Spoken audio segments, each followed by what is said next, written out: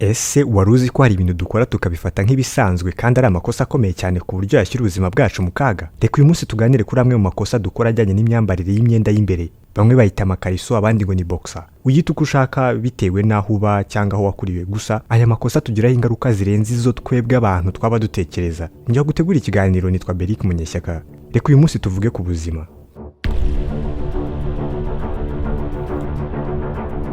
Ikosa rikomeye rya mbere dukora ni ukwambara imyenda y'imbere idufashe cyane.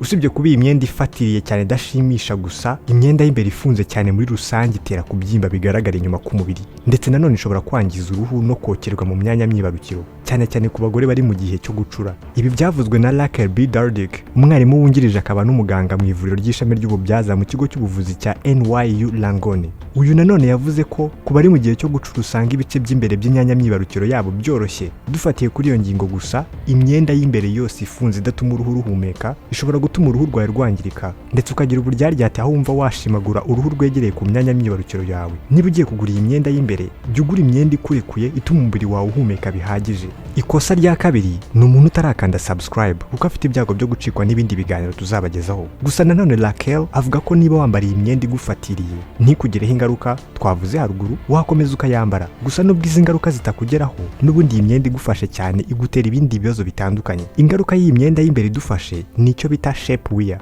Shape wear ni imirongo isigara ku mubiri wacu bitewe n'ikintu umuntu yambaye. Urugero, niba wambara nk'isaha cyangwa agakomo kagufashe cyane, ubona ukuntu iyo ugakuyemo cyangwa ugakuramo iyo saha yawe igufashe cyane isigara yishushanyije ku mubiri. Rero niko bigenda no ku muntu wambara imyenda y'imbere imufashe.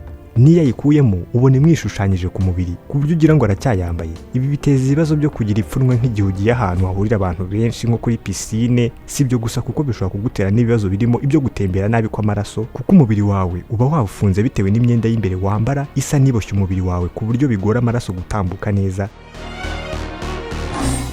Ikosa rindi dukora ni ukutamenya guhitamo neza ibikoresho bikoze imyenda y'imbere. Imyenda myinshi y'imbere ibikoze ku buryo ku gice cy'imbere bahadoderaho kandi gace k'umwenda gato karinda imyanya myibarukiro yawe, gakoze muri cotton. Ikibi cy'iyi cotton, iyo amazi aguyeho atinda kumuka. Yewe uzitegereze n'iyo ufuze iyi myenda, kariya gace k'imbere niko gatinda kuma. Ibi bisobanuye ko niba ukunda kubira icyuya, nibikubaho wambaye uyu mwenda, icyuya kizagumamo. Kugumamo kw'icyuya byorohereza udukoko gukura, kuko ahantu hahehereye ni paradizo kuri utwo dukoko. Abantu dukunda imyenda bitewe n'impamvu nyinshi zitandukanye, wenda bitewe n'uko igaragara, amabara yayo, ingano n'ibindi. Gusa ibyiza ni uko wagura imyenda yemerera umubiri wawe guhumeka utitaye kuko waba umeze kose, kuko iyindi yose ishobora kongera ububobere n'ibyuya si myiza. Ibi ni nabyo bitera indwara zizwi nka infection vaginale. Ibi byavuzwe na Dr. Moore. Irindi kosa abantu bakora ni ukwambara imyenda y'imbere izwi nka thong cyangwa string. String cyangwa thong ni imyenda y'imbere bigizwe n'akagozi kamwe gaca ku gice cy'inyuma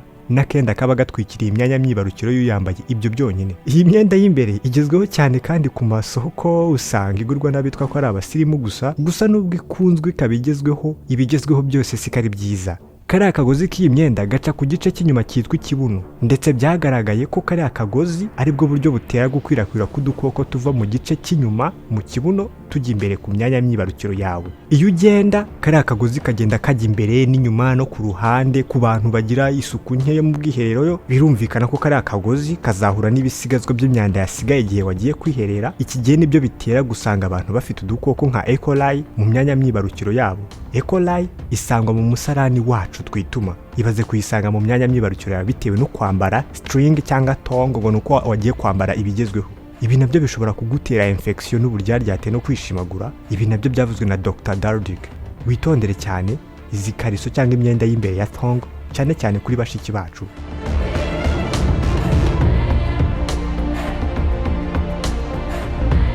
Irindi kosa rikomeye cyane ni ukurarana imyenda y'imbere. Okay. Reka hano matinde.